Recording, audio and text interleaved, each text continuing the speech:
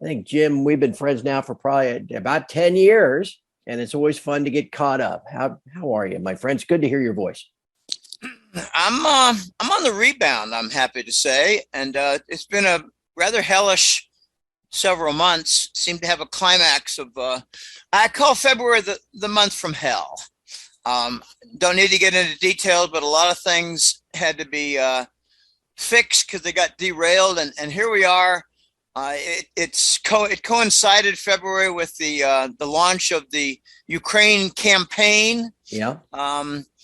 I got a lot of different. I could talk for 2 hours about Ukraine. I honestly could, but we're going to keep this, high level. Where do you want to begin? I tell you, Well, everything is breaking. Everything is broken. Everything is now becoming like in a shift toward a newer system. All the old is going away, and the cable lines and the pressures, they're all breaking. So this is like a climax of Weimar in my book. But where do you want to start? well, I guess that's basically where I wanted to go. I mean, this is where your expertise is so invaluable because, Jim, I mean, you've been writing and discussing this for at least as long as I've known you. We've had multiple podcasts about, the Eurasian Alliance, the gold-backed trade notes, the de-dollarization, all of these different things that are now, I mean, we all knew this was a long-term process, but events now have been set in motion that make that irreversible, it would seem. Like Jim, the yield on the US 10-year note was 174 6 weeks ago today. And it was that weekend that the US kicked Russia out of SWIFT and seized what, $400 billion worth of their foreign currency reserves that weren't held in Russia. And now the yield on the 10-year note is 285. I mean, it's basically gone up, straight up, like there's just been nonstop selling. How many weeks? How many weeks was that? Is that a month and a half? 6 weeks ago, 6 weeks. March the 4th. So Okay.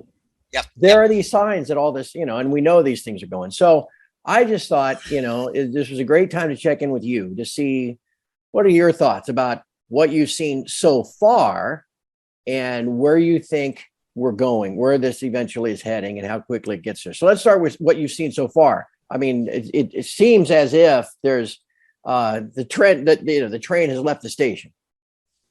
Yeah, the two biggest events that I have seen on the horizon in the last few months are the Russian peg of 1 gram to 5,000 rubles of gold, and the revelation of the King Cobra element in SARS gain of function virus and remdesivir, and in the messenger RNA vaccine, King Cobra. So if you hear me in the background saying King Cobra, while you're talking about, Japan or Iran or wheat or food prices, King Cobra, that's just the little background element for one of the most fantastic stories of the century. But the Russians pegged 1 gram of gold to 5,000 ruble. And in doing so, they set in motion what I call a broken dollar control mechanism. This is very, very big. Okay, the Russian ruble has an inverted scale. What that means is how much is the dollar worth? 100 rubles. That was what it was roughly at the time of the announcement of this peg, or 97 or 96, something like that. And people did a conversion like Hal Turner. I pick on Hal because I think he made a gigantic error, but that's okay. He's a good guy, reports a lot of things, but he made a bad interpretation because he did the conversion of 100 rubles to dollar and said, well, that's a $1,600 gold price. Okay, well, that's all well and good, Hal, but you missed the main impetus there. The main impetus is that the Russians said, we've got an undervalued ruble. And I said in my report 2 weeks ago, it's in like the mid to high 90s now. It's going to head down to about 80 something, low 80s. And if it gets to 80 flat, that's 2,000 gold price. So what happened is the Russians say, we've got an undervalued ruble and we're taking full control of the gold price. And you can convert using the Russian ruble to dollar foreign exchange, and you can arrive at a gold price. If they get down to where they were 5 years ago on the ruble, which was 53 to the dollar, that would translate to a $3,000 gold price. Yeah. If they get it to 64, and remember, it's inverted. Right now, it's in like the mid 80s. I'm not really sure. But if it goes down to 64, that's a $2,500 gold price. Now, here's just rubber meets the road. People are going to want to do an arbitrage. So they're going to say, well, let's buy that discounted, idiotic London gold price, and let's sell it to the Russians, who are more than willing to pay that 5,000 rubles per gram. And in the process, the ruble is going up. So in the process, they're aiding that arbitrage. Okay, there's a whole lot more going on there. The Germans are under pressure now. They have two choices. They can commit economic suicide by following the American and the Biden show plan, by cutting off that Russian gas supply, which is something like 65% of their gas needs nationally. Yeah, they can do without that. Sure, let's follow the Bidens. Yeah, that'll work really well. Let's shut down the BMW plants, the BASF plants, the Tyser Krupp plants. Let's shut down Mercedes. Let's shut down Audi. Let's shut down the whole country so we can tip our hat and do jackboot salute to the Bidens and the Davos cabal. Not going to happen. But when the Russians told the Germans you can pay in euros, the Gazprom bank became front and center, and they said you can pay in euros at Gazprom, they'll convert to rubles, and it's all good. But then the EU officials stepped in and raided the Gazprom bank offices just to make sure that everything gets screwed up really effectively, and the jackboots continue. Okay, the Germans are going to have to sell treasury bonds, buy euros, and pay them in rubles. Yeah. That's why you see the treasury bond yield rising. That's one of the reasons. Yeah, no, it's relentless too. I mean, there's other things going on, but it is relentless. It's a straight up 45-degree angle on the chart. Go ahead, Jim. Let me add something about Germany. I had my lifelong adult impression. I mean, ever since I'm in my 20s and 30s, start my career working away, reading Wall Street Journal, reading Barron's all through my younger years, learning a lot. That was my education. I learned that the Germans are probably the smartest white man tribe on the planet. And that is no longer the case. I've got German clients, and they report to me that they're extraordinarily frustrated. They go to like Rotary meetings. Do you know what the hot topic is at the Rotary meetings over lunch? What? Climate change. Oh, no. I said, look, Mark, tell me, if you're talking to 100 people at your lunch for the Rotary Club or whatever you call it, of the 100, how many are talking about the dollar and banks and currencies and economics, and how many are talking about climate change? And he said it's 95 talking about climate change. It's on the news every single day. Oh my gosh. Okay, so he said we've been dumbed down, Jim. Langley's in control of our news. So you have the dumbed down Germans, and even when they're dumbed down, they're still smarter than the Americans. But are they going to do the Biden jackboot salute and commit suicide? Because right now there are LNG ships that are inadequate to fit the bill and fill that gap of gas supply. They're at the Baltic ports near Germany. They're at 2.5 times the price of the Russian gas. I want to introduce something here, Lord Hemke. I always have trouble with your name of Craig or Greg. I stumble when Lord Hemke is so much easier because I know you're part of the Star Wars legacy. It's just your age, Jim. That's all. I've got to introduce something in here to the formula of Germany and Russia. It's Iran. The Well, Iran, yeah, let's go go ahead. there. Yeah. Okay. The Iran nuclear deal was a scummy, corrupt, ugly, filthy, extraordinarily criminal contract. It involved payment of billions in narcotics money from the Obama administration, but it tried to smooth things over with Iran, let them continue with a nuclear energy program, a nuclear refinement program, promised to be a peaceful community global member, get away from the proliferation, make a commitment toward non-proliferation, and move forward. And this is a very big part of currency revaluation, which is a topic probably best not discussed at this time. But in the process, Iran appears to be a central axis with numerous spokes going out on a wheel, and the wheel is the Eurasian trade zone.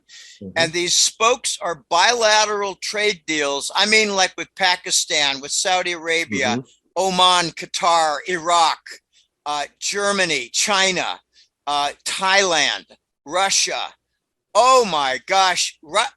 Iran is the awakening and the starting bell of the Eurasian trade zone. They got 82 bilateral trade deals, and they just announced a gold-backed central bank digital currency. I don't want to get into the entire crypto space. We don't have enough time, but my point is this. This is what I think might come of Germany versus Russia.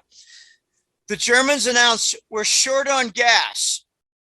We've got to get it from somewhere, and we're going to look at alternatives. And they may do some kind of a sleight of hand and look for Gazprom coming from southern sources that might be Turkish Stream, which is Russian still. They're going to try to get Iranian gas, but I just learned a couple of days ago from a colleague of mine with connections in the region that Iran's gas supply to Europe would also be an LNG and also not be cheap. So Germany is caught. Iran might work out some deal with Germany. Iran will work a deal with Germany to somehow, this is going to be a sleight of hand. Germany will get the gas. Iran will backstop it, but it'll really be Russian, and it'll be under the table handshake. Russian gas continues. Sure. Yeah, that makes sense. That's kind of what I expect. But even if that happens, you're going to have a situation where the Germans have to sell treasury bonds, buy euros, give them to Russia. Russia converts them to ruble. Ruble is going to head toward 50 something, 50 and 60. And when that happens, they're going to control the gold price. And that's how we get to 2,500, Craig. That's how we get to 2,500. I've had this question like 100 times from clients in the last 3 years. How are we going to get to 2,500 and 3,000? This is it. Well, let me ask you this, Jim. You've been talking about the cross-border settlement, ways outside of SWIFT and the dollar system. Literally, as long as I've known you. And we're headed, it seems to be we're headed that direction. I read something interesting last night from that Pepe Escobar guy. Yeah. Who interviewed, there's that lady, Elvira, whatever her name is, who's the head of the Russian central bank. It was someone who's like a big economic advisor. Former. Oh, yeah. Okay. Anyway, he's not fond of her anyway. But he said the plan should be, or what he would suggest, or I can't remember, how grounded this was that, the whole SCO, the Shanghai Cooperation Organization, they call it the Global South or something like that, would come up with almost like an SDR of all of the participating nations' currencies weighted in this basket off of GDP, but also natural resources, gold, oil and gas, everything kind of backing this unit. Seemed kind of complicated. more complicated than needed to be. But what do you think of that idea? I mean, are they generally headed in that direction? Well, they might be, and I don't know. You didn't mention IMF in there. Is that assumed? Well, this guy was SDR? saying they should just tell all their dollar denominated stuff. They should just tell whoever holds that debt to go piss up a rope, because they've already said, they've sanctioned all these countries, and they've, either frozen their assets or, haven't given like Russia a chance to pay it back in the first place. But then there are other countries too that okay, if those are the rules you want, then I guess we don't have to pay you back. And then just wipe that slate clean. It's all, debt considered assets by all these Western countries and banks. I don't know what they're planning to use the SDR for, to settle on what bill? To settle their own trade in their own little block. Okay, but what little block? Western Europe? No, Russia, China, India. The SCO, the former Soviet republics. Yeah. Uh-huh. Well, they might, except if they do an SDR, you might have the International Monetary Fund in the room. And that's and this was saying they tell them just to piss off. Okay. But anytime you say SDR, you're talking about an IMF concept. So right. I think what you might be referring to is the Russians are going to develop their own SDR. Yeah, that's what I'm saying. That this group of nations will. That sounds like a very possible commodity basket peg. Very, very possible. But it's going to be hard to enforce, because one thing we've learned about the Russians in the last 20 years is they don't have their head out of their ass when it comes to financial management. I mean, not just financial management. I mean, like market controls, transaction management, debt control, linkage to bank activity, international trade transfers, quarterly settlement, backstop of options and futures. They don't have any idea how to do that. And the British are experts, and that's what they do to introduce their extraordinary corruption. The Russians are like, in the kindergarten trying to get into third grade, and the Londoners are college graduates of fraud. Okay, that's a very big problem for the Russians. So if they want to create a commodity basket SDR to settle trade, more power to them. And I think where that is leading is to a Russian central bank digital currency, the CBDCs. We're going to hear a lot about CBDCs, central bank digital currencies. And we're going to hear a lot about Basel's attempt to resurrect essentially the Phoenix, but not call it that, because that was a dead on arrival baby. Basel's going to try to do their own central bank digital currency. This CBDC is going to be CBDC. Yeah, it's going to be all over the press in the next year or so. It's going to be a battle of our CBDC is better than your CBDC. No. The CBDC that's going to prevail is ours globally for global trade. No. We've got a regional CBDC. No. We got bilateral CBDC, and it's really prevalent. It's going to be a mess, and it's going to be a battle. It's going to be a war. But to your point, the Russians need to do something like this. They need a platform, but they've already got something. I think they've got Instex, which has been used with Europe. Yeah. They've got the CIPS, which is used with China. Yeah. They've got another one that I can't remember the acronym for, that I believe had been used for the former Soviet republics. I got a funny little point to add in here. The Soviet Union dissolved, but their military retained a Soviet bloc flavor. They never disbanded the Soviet military with respect to all of its republics being part of that military. They broke the political, but they did not break the military. So when you're watching Ukraine now, there's a Belarus element in the Russian military. There are other when there was a defense of Kazakhstan, that's when it became evident. It was Uzbekistan, Kazakhstan, Kyrgyzstan. They all had their stans in the military working with the Russians side by side. The Soviet military never broke up. And you know, I got to say something funny. The Russians did not declare war. They decided to do a cleanup operation in Ukraine to prevent the ethnic cleansing in the Donbass. And I don't think we have enough time to cover Ukraine adequately, but let me just say that the Omnibus Act and the White Alliance, Team Trump, whatever you want to call it, they have seized well over 20 trillion in elite assets from crimes against humanity. And a lot of that came from the Davos, let's just call it their 1,000 member force. And then at the ground level, King Vladimir went in and picked the pockets for their trafficking cash flow. So the Davos 1,000 are missing their bank accounts and their cash flow. And that is why we're seeing a climax right now. And I believe firmly that the best element of the US military is sharing logistics with the Russian military.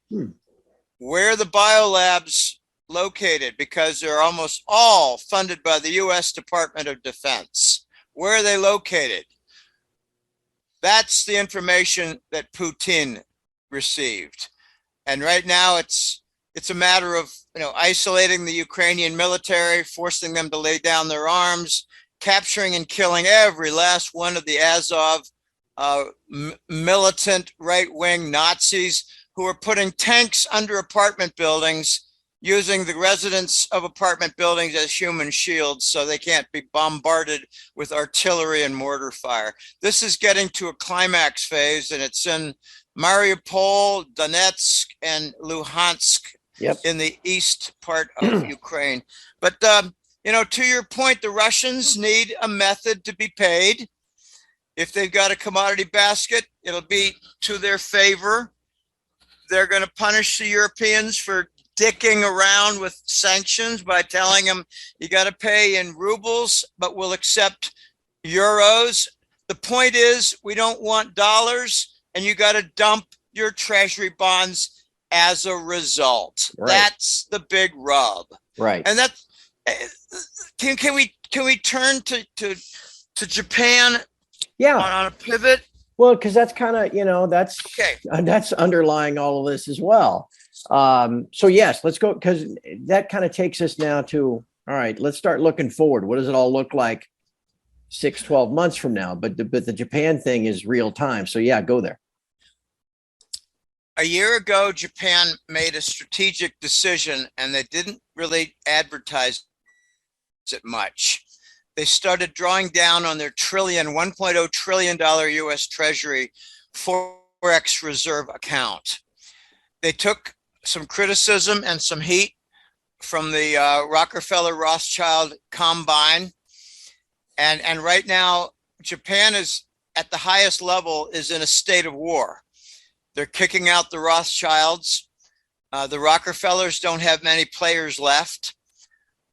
And where rubber met the road for the last year in Japan is that they're dumping treasury bonds to buy gold. But in the meantime, they don't go straight to gold. They sell for local Japanese yen currency. And I believe a good portion is going to gold. Not all. So the result is the yen is rising and the Japanese are pushing up the gold price. I just checked the chart for the yen, and it's inverted. So you got to be careful in reading it. A naive person would say, well, look at that yen chart. It's all going down. I guess they're all weak. They don't know what they're doing. The dollar is powerful. No, it's the other way around. It's how many yen per dollar, just like with the ruble. When a currency has a small value with respect to the dollar in its denomination, having nothing to do with strength or weakness, they report it as how many in a dollar. Yep. And several months ago, it was like 85, 87, 88. per dollar, and now it's 79 and 80. So the yen is rising. That's 10% in 3 months. That's 10% in 3 months. That's a very big move for currencies. If you get a 2% move in a month, it's considered very big. And it usually means billions could be won in the futures market. So there's your evidence that the Japanese are dumping treasury bonds. They see the writing on the wall. They don't want to be the last man holding, as called the bag holder. Who are going to be the bag holders? Well, the Europeans are being forced to dump their treasury bonds by Russia and by the Davos idiots, who, by the way, announced that they weren't going to take Russian good delivery bars at London to just aggravate the shortage of gold. I mean, golly, how stupid can they be? Lord Hempke, let me just say something off the wall. It looks like Davos is trying to engineer a $3,000 gold price, and they want to blame Russia because it's going to come with derivative explosions and bank failures. But it's Russia's fault. Now, hold on. That's not that terribly off the wall. I got a guy I've known for some time by the name of Tom Luongo. You ever heard of him? Sure. Tom suggested this was, I don't know, last summer. He said, that the gold's going to go up because now all of a sudden the ECB needs it to go up. Yeah, because it's the only. Why does your central bank need it to go up? Because that's the only asset they have. Okay. And they've got all this debt, and as rates rise, the debt gets marked down, and the only asset they have is gold. They're insolvent as central bank, and they need gold to go up to get out of the insolvency. Right. I get that. Yeah. But that will also enable the Europeans to buy more Russian gold. I'm sorry, more Russian gas. Sorry. Their gold account in Europe will go up, and they'll be able to afford to buy more Russian gas. Right. That's true. Yep. That's very big. That's very big. Sure. So we could have Davos looking to enable their own gold account to go up and blame Russia, because when it happens, you're going to have derivative failures. Right. These are the $100 trillion derivatives. I call it the whirling dervish foundation with no mass. That's a big name. That's a nice description. It has no mass. It cannot bear weight, but it has an illusion of a foundation because it's a whirling dervish. Yeah. Okay. That did not come. Believe me, that took several months to come up with. It didn't just come out of my mouth. But it's not a bad description. It's a good one. It's a very good one. Everyone knows what a whirling dervish is. Well, most people do. Anyway, we're going to see a breakdown of the banks. Now, look at it two ways. They could say, well, we got caught in the COVID bullshit, the planned pandemic, the hoax. We got caught with that. We got caught with the lethal vaccines, a lot of dead people. And that has caused an economic crisis and a banking crisis. And it looks like we're going to have bank failures. And we got caught with our vaccine and pandemic. Oh, now we got a new blame. It's Russia. Ukraine was triggered like a lit fuse in order to move the blame away from vaccine COVID to Russia for bank failures. I can go along. Yeah, no, that's all part of what we've been talking about here at TFMR for months. Yeah. Well, it's not outrageous. No, it's not. It's not even conventional. But we got another threat on the horizon with respect to Europe, and that is the breakdown of the euro currency. Where was that 4 to 6 months ago? Right. Well, around 113. Well, now it's 108. Yeah. Now that's nowhere near as big as the yen. The yen went up a lot more than the euro went down. It could be that Japanese are selling euro bonds also, but they got far more treasury bonds. They got it for the longest time. The announced tick report was 1.0 trillion Japan, 1.0 trillion China. But my point here is that Europe has a euro problem. And maybe they're going to have to rely on the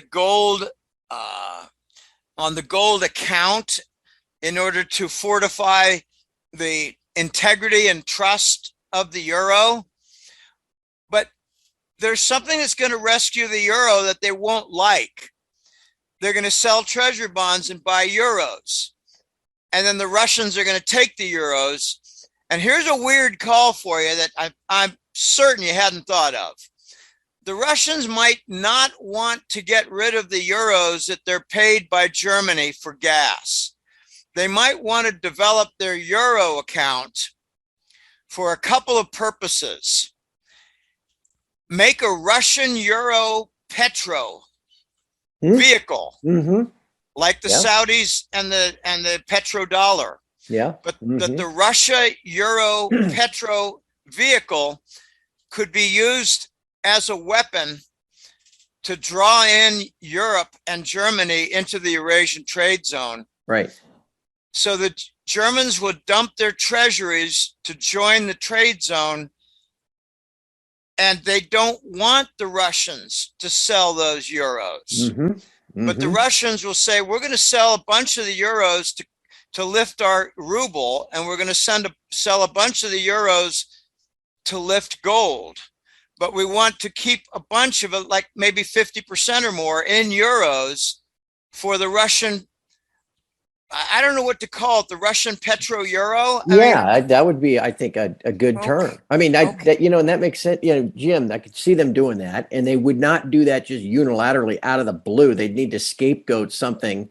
Somebody else would have to shut down or move away from the petrodollar system first. And so that has clearly been initiated. What's the wrinkle, though?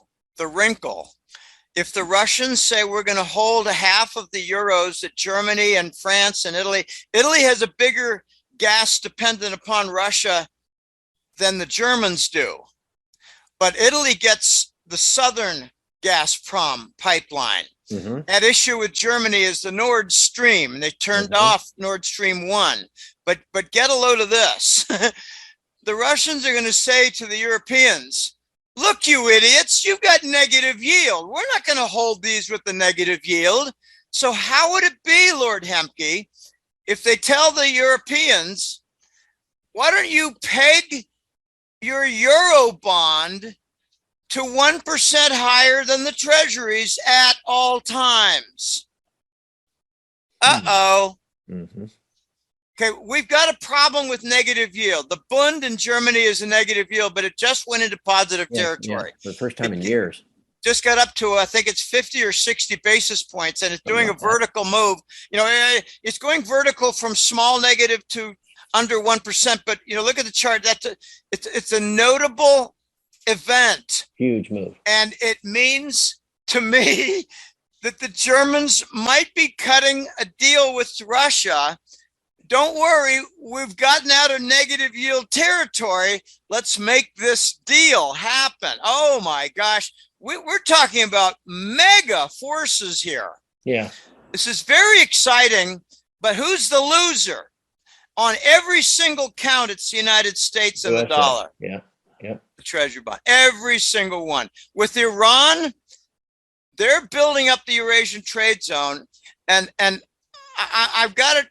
I thought the Trans-Iranian pipeline was farther along, but it's made no progress in 10 years. I thought it was going to hook up with the European Southern pipeline. It's just not happening. So there could be some kind of a joint deal with Iran and Qatar with respect to delivery of less expensive LNG to Europe. I don't know what Europe is going to do if they don't maintain the Russian gas supply. It's more than Nord Stream. Okay, this all came to a head with the German parliament, the Bundestag, making an approval of Nord Stream 2, and it got stopped. And because of following the Davos jackboot salutes, the Germans turned off Nord Stream 1, and the Russians turned off the Yamal Russia pipeline going through Poland. The Germans are out of natural gas. We're going to see 50% unemployment in Germany if they don't get their act straight. Yeah. Fast. BASF is the only company exec that has come out saying this is lunatic. BASF, in my opinion, not an expert, but they seem like they're big chemical conglomerate that's a lot bigger and wider than Kodak.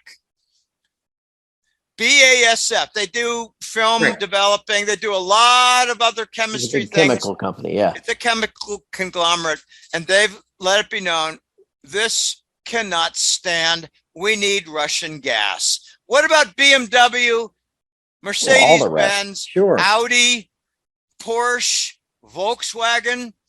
I think the biggest dollar volume in Germany is Volkswagen and I don't want to say, but they're all big, right? And there's more. There's more. They've got 2 different brands they don't export. There are about 8 car making companies in Germany. It's a gigantic car factory. I think I'm not sure. I think it's Opel and Vauxhall are domestic only, and they're fine little cars. And they've got Ford Germany. Don't leave them out.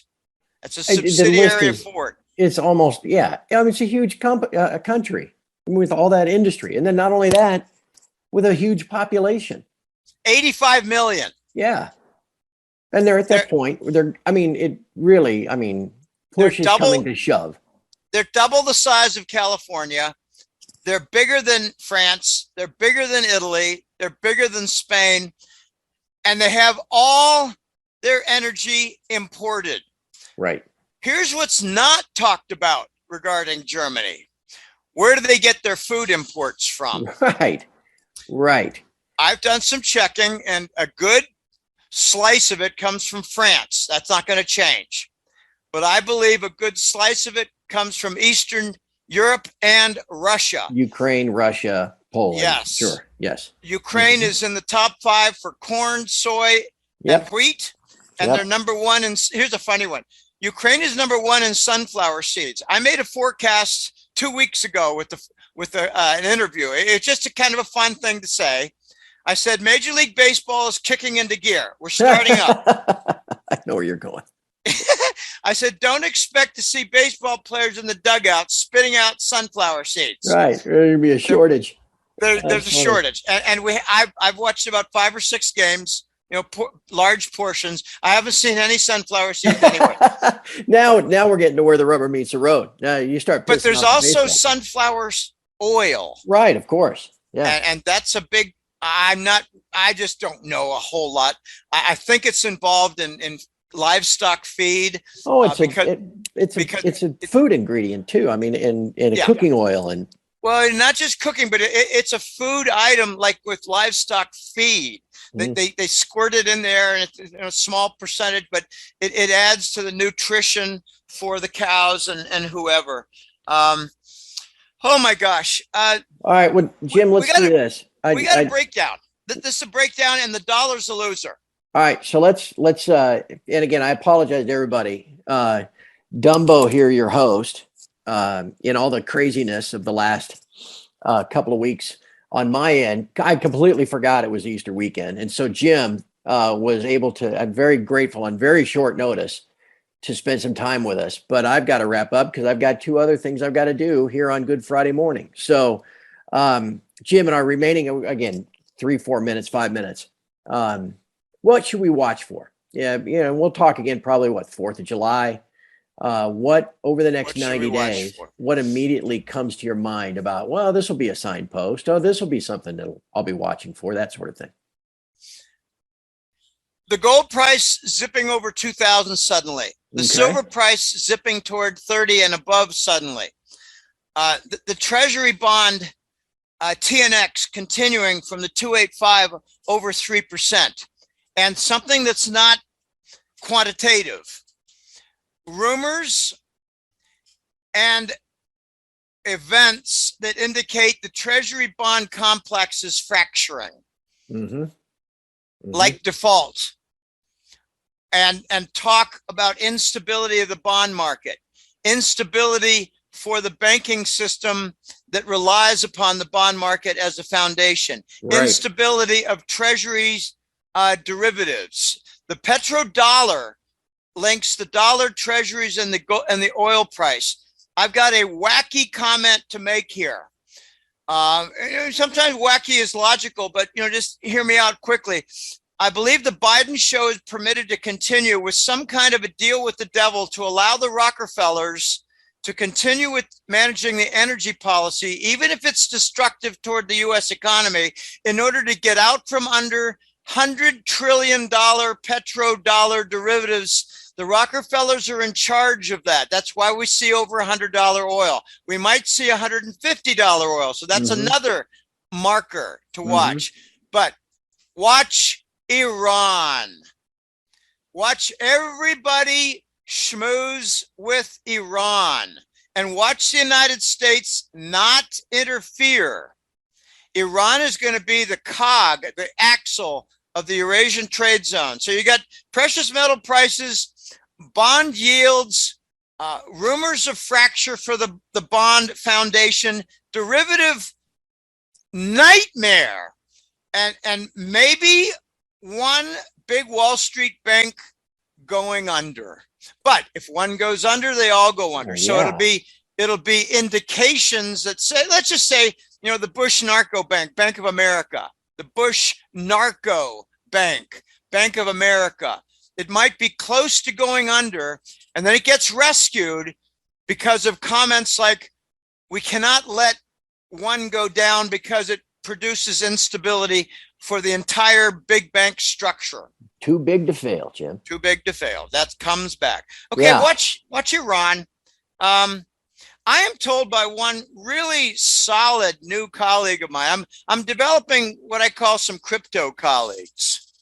And my standard colleagues for 10 years, they're still there, but it's a reduced number that keeps the conversations going. Apart from that, I've got 5 other crypto experts who like, XRP and other things, but they're very big on following the central bank digital currency, the CBDC. There's going to be a war for the CBDCs, a big war. And I'm hoping Basel loses the war. They're going to try to force things upon us. So that's another thing to watch, the CBDC war. Yep. Okay, well, don't expect a tremendous amount of progress on all fronts before July 4th, the next holiday. But, we got Memorial Day coming up. I don't know how we're going to handle that, but I'm around. That's true too. All right. Well, all right. As we wrap up, tell everybody again about the hat trick letter and then the consultations you do too. golden-jackass.com. Believe it or not, the new website has 3 full years now. So the old one is gone. The new one is very much rooted. It's a solid system, better graphic. Okay, the flagship product is clearly the hat trick letter. There's only one newsletter, the hat trick letter. And I'm on a rebuild phase. You may remember that last summer I had to find a different payment processor. That was an extraordinarily disruptive period of my life. It almost cost the life of a dear one. And it cost me close to half a year of income. It was very destructive, but now I'm rebuilding. I have not recovered from that lost income. That's something you can't recover from. Golly, yeah, 6-figure loss. Yeah, you'll overcome that in a couple of weeks. Not. I'm rebuilding right now in the client base. I'm very pleased at the new clients that I'm getting. So sign up. The new system works. It takes all major credit cards, and we're gonna have an issue in the next several months of what happens to credit cards, what happens to bank accounts, what happens to the dollar, what happens to cash in your closet, that sort of thing, your wall safe. What happens to all the narco millions that are stored in basements like El Chapo? Okay, but Golden-Jackass is the website. Click on the subscribe button, hat trick letter. And I'm noticing a new phenomenon, Lord Hemke, that's really quite scary. I've got a lot of consult orders, And there is a common theme of heavy worry, I bet. wealth preservation, and Yeah. I'm helping a number of clients with that. And I'm getting some other types of consults of like spiritual guidance people. Not a lot, but some, enough to make a difference to me and my personal psychological makeup. That's cool too. Yeah. So golden-jackass.com, newsletter, consults. And if you're really well-to-do and want to help me out and assure me of my survival, and this has happened quite a few times in the last month or two or three, the sponsor button, that's for financial support, big financial support. I got one a few days ago. It knocked my socks off. It just changes my entire day. A guy from the Netherlands. And if you're listening to this, Doc, I thank you from the bottom of my heart. I call him Big Doc, and I'm signing off Little Doc on my thank you note. I have my fun, but I'm just not a medical doctor, but I am a gynecologist. Amateur, no, professional. Anyway, Jim, thank you again. It doesn't surprise me that people thank you personally like that, because you provided great insights over the years. And it's something, that's why I love having you on, because you look at things not necessarily uniquely, but you do think outside the box and you do look over the horizon. And I mean, what's incumbent upon everybody, I guess, is to get as many sources of information that they can, so that you can make your own decisions and you stay alert, and you provide information every single time we speak for people to consider. And again, get them thinking, and a new angle, a different angle. Right. And so we're all in your debt in that regard. So we will visit again soon, I promise. I would thank you though for coming on today, and man, just keep on going. Let's keep in touch, and it's going to be a busy year. Watch the ruble. That's another key. That's true too. The ruble, and it's not easy to invest in, so don't bother. Okay, Right. Talk to you later. Thank you. All right, all the best, my friend. friend. Have a good holiday, Everybody. and happy hunting of the chocolate eggs. Yeah, thank you. I got to stay. The ones with peanut butter in them are what get me. But